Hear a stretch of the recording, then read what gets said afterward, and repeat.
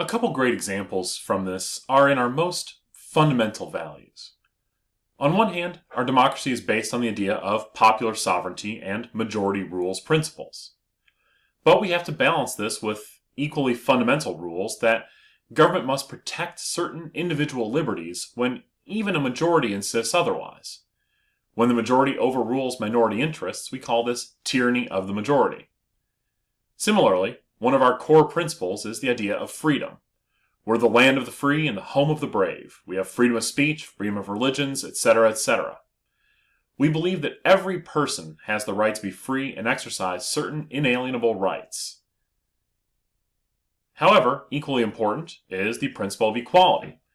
All men are created equal is one of the core beliefs in our political world. But the freedom to make choices, to accumulate unlimited wealth and power, leads to an inherent inequality. So which do we want to sacrifice? What are the consequences for making the sacrifice? And what are the trade-offs? It's not as simple as just saying, I support freedom, I support equality, I support America. You need to think about what that means, what it means for other rights, and how it works in a system. This can become incredibly difficult because of something we know as cognitive dissonance. The idea being that we don't like to have our brains working against itself, basically. The idea that maybe I have contradictory views is problematic for me, so I try to resolve those however I can. I do so using a number of different techniques, a number of different cues, which we'll talk about in the course. But that's sort of the problem we run into here. Think about the trade-offs.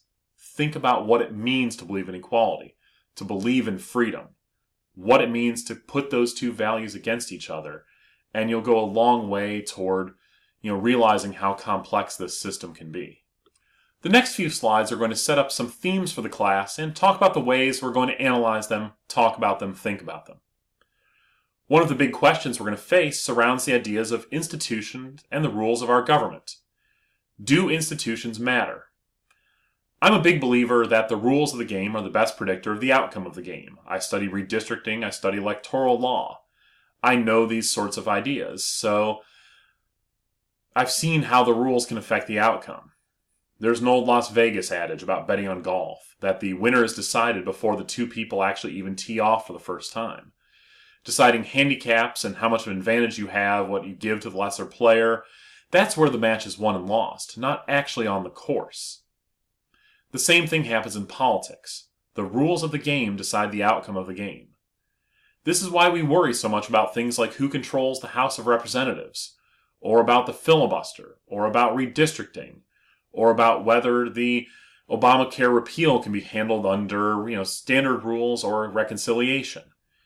Any of these arcane rules that seem unimportant can actually become incredibly important in determining who gets what, when, where, and how. Institutions matter, and they decide whether the majority of the population gets what it wants. So one of the big issues we're going to discuss is the idea of collective action problems. Solving problems in a large society like the one we live in requires us to engage in what is called collective action, the collective group working together to take some action. That is to say, we have to agree to move in the same direction on a number of issues if we want to keep the basic functions of society going. Think of the things that the vast majority of people agree that society and government should provide. Things like schools, defense, roads, utilities, etc. As a collective, we agree that we want these things and that government should provide them because they're basic needs. To do that, we have to work together to make it happen. This requires that we pay taxes to fund these projects, so begrudgingly but willingly we will pay a certain amount of money to the government in terms of taxes. How much should we fund these things? How much am I willing to pay? Who should pay the taxes? Are all important questions, but as a rule we want to go in this general direction. Well, so how does this happen? The first thing we do is introduce an issue. Someone says the government should be involved in whatever. Then everyone compares preferences on this issue. What do you think? Do you want this or not? How much of it do you want or not? How much do you want to pay for it? If we agree that this is something we need, we find a course of action that's better than doing nothing on the issue. It's called basically something preferred to the status quo in economics. It's a traditional bargaining game straight out of economics. We find a union of our preferences that is better than the status quo. What can we all agree on that is improvement over what we have now? Once we find it, that's what we're going to do. Once we've negotiated this agreement, we now have to implement and enforce the collective action, the collective choice. That is to say, we have to have a binding agreement on everyone, and then a way of enforcing that agreement. Seems easy enough, right? Maybe not, but so far so good.